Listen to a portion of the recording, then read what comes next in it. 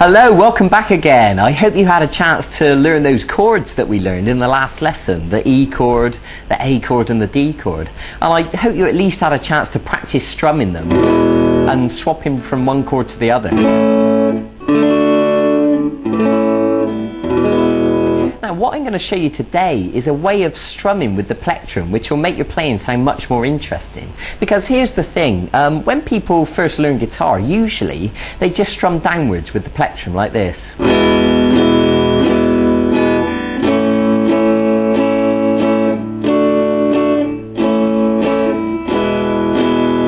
And that's okay, but after a while you'll find that that starts to sound quite boring. So what I want to do is give you a more interesting strumming pattern that will make it sound a lot more alive. And also I'm going to show you a new chord today. It's the G chord.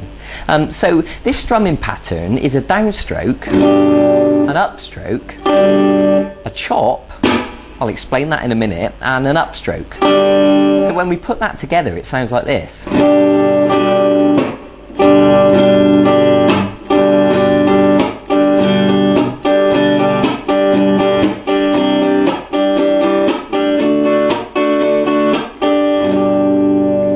And you can see that it gives it a more interesting sound because the chop is quite percussive. To me it sounds a little bit like a drum kit when the drummer hits the snare, especially if you're the sort of person that might be busking on your own or playing acoustic guitar. Then it's really going to be useful for you to get used to this strumming pattern, and it will make your playing sound much better.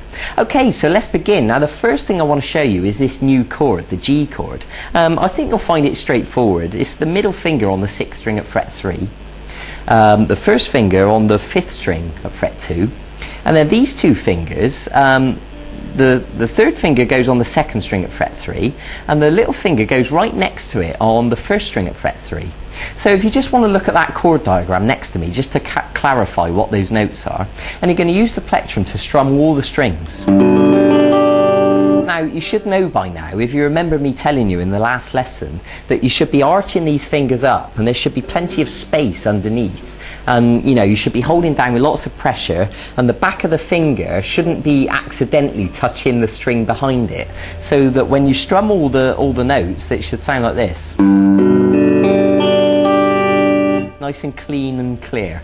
So if you need to practice that for a second, by all means pause the video and just make sure you got that right.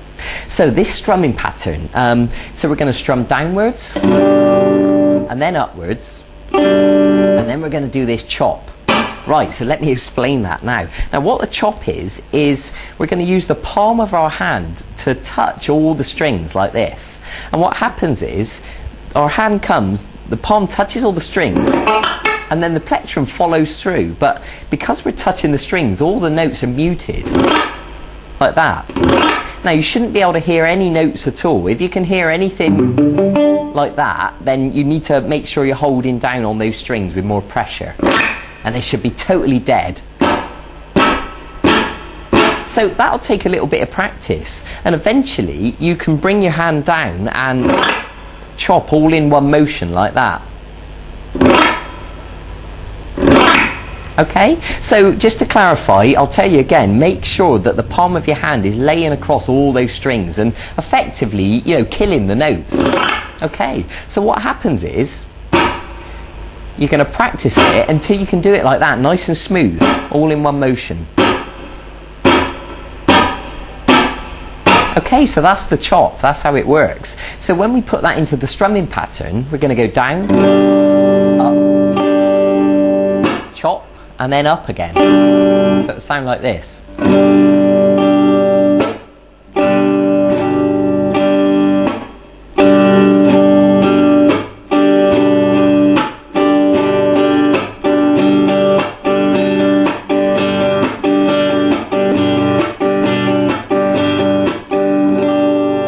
Okay, now it's easier said than done. I expect that'll take you quite a bit of time to practice that. I mean, I know it takes my students quite a while before they really get the hang of it. So that's brilliant. So go easy on yourself. That don't give yourself any pressure to be able to play that straight away. Be patient with yourself. Stop the video. In fact, watch the video several times if you need to. That's fine. Okay, so and also once you've practiced that, you can apply it to the other chords that you know. You can do it on the E chord. and the A, and the D.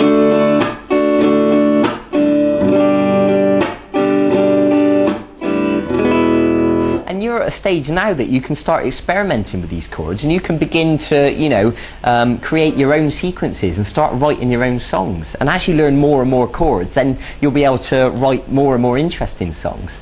Okay, so that's what I want you to do. I want you to practice the G chord as well as practicing the 3 other chords that we learned before.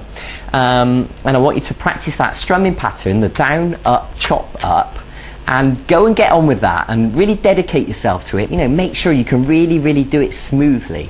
Okay, and I'll see you in a few days for the next segment of this e-course. We're going to learn something a little bit different. We're going to move away from chords and we're going to learn what's called the blues scale. And I'm going to begin to teach you how to improvise. So it's all going to get more exciting from here on in. So thanks for joining me. Go and get on with that. Go and begin practicing right now. And also, if you want to go and look at the website and check out the archive and see if there's any songs you want to learn. Because if you're brave enough to sort of, you know, go and tackle those now, then that would be brilliant. And you can start to build a repertoire of songs that you can play to people, you know, play at parties or whatever. So, thanks for joining me. I'll see you in a few days for the next segment of this course. Bye-bye.